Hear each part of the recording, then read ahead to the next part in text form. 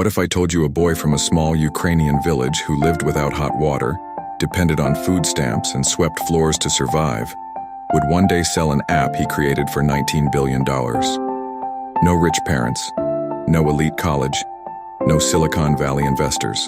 Just grit, struggle, and a deep desire to build something meaningful. This is the incredible emotional journey of Jan Koum, the founder of WhatsApp. Jan Koum was born on February 24, 1976, in a small rural village outside Kyiv, Ukraine, back when it was part of the Soviet Union. The world he entered was not one of opportunity, but of surveillance, fear, and silence. His family lived in a modest home with no hot water and unreliable electricity. Every phone call they made was monitored by the KGB, the Soviet secret police. Speaking your mind was dangerous. Owning a foreign book could get you labeled a traitor. Children were taught to obey, not to dream. Jan's parents worked hard to provide a simple life. His father was a construction laborer. His mother stayed home to raise Jan. Life was hard, but they were close. They had no luxuries, but they had values: respect, discipline, and a belief that someday life could be better. By the time Jan was 16, his parents had saved just enough money to escape the collapsing Soviet system. They packed their bags with a few belongings and a pocket full of hope, and boarded a plane to California, leaving everything they knew behind. When Jan and his mother arrived in Mountain View, California in 1992, they had almost nothing. No money, no friends, and barely any English. They moved into a tiny 2-bedroom apartment provided by social services.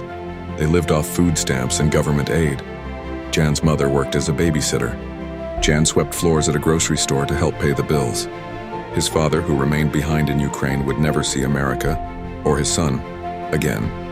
Jan wore thrift store clothes. He stood in line with his mother at local food banks.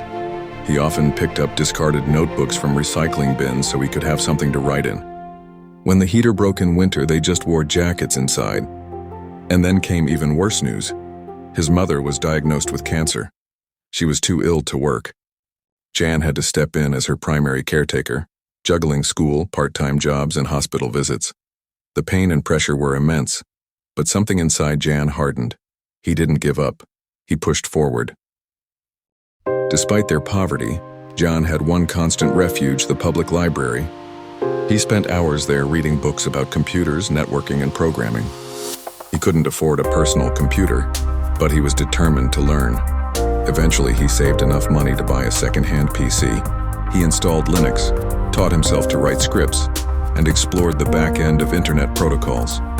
Not just how websites worked, but how they were secured, structured, and scaled. Jan was obsessed with building something that worked. Something efficient, fast, and elegant. He wasn't interested in flashy apps. He didn't want to go viral. He wanted to solve real problems, and especially for people like him and his mother. By the time he was 18, Jan had developed serious technical skills, all self-taught. He didn't go to an Ivy League school. He didn't take expensive courses. His education came from libraries, online forums, and failure.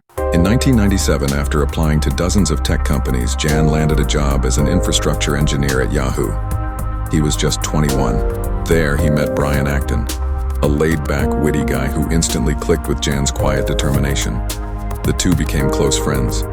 They worked together for 9 years, bonding over their love for efficient code and their shared belief in building something useful rather than flashy. But by 2007, both men were burned out. Yahoo was changing.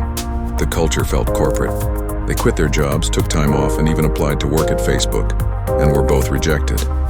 Instead of giving up, they saw the rejection as fuel. In early 2009, Jan bought his first iPhone. He saw how mobile apps were changing everything. But there was one problem. Why was it still so hard and expensive to send a simple text message across countries? SMS was outdated. International texting cost money.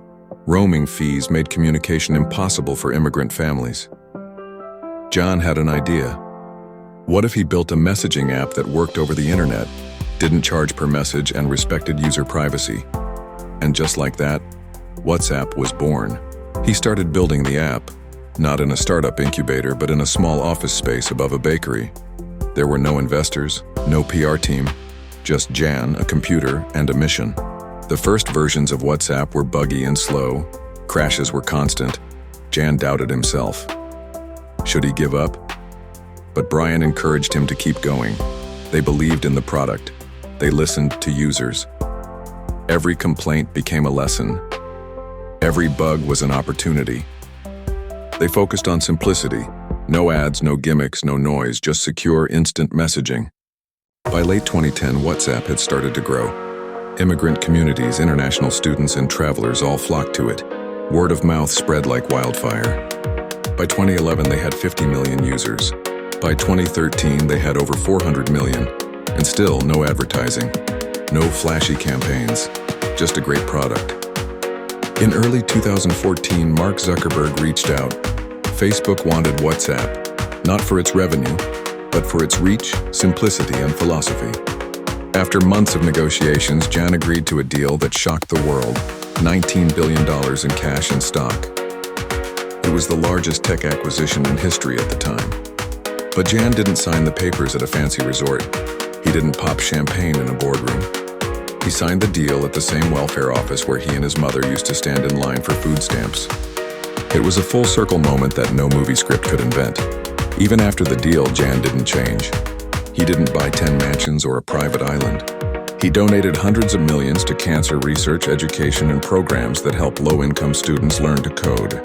He quietly supported organizations that protect online privacy and fight government surveillance.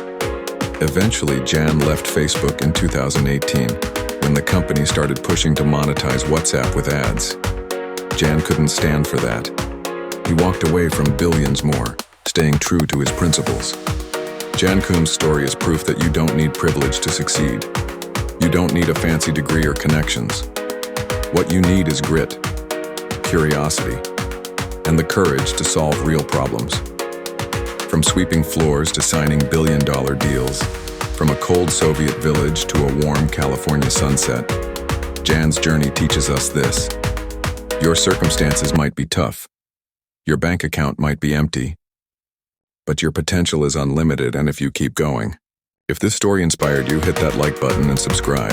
I bring you powerful, real stories of underdogs, dreamers, and builders every week, because your story might be the next one worth telling.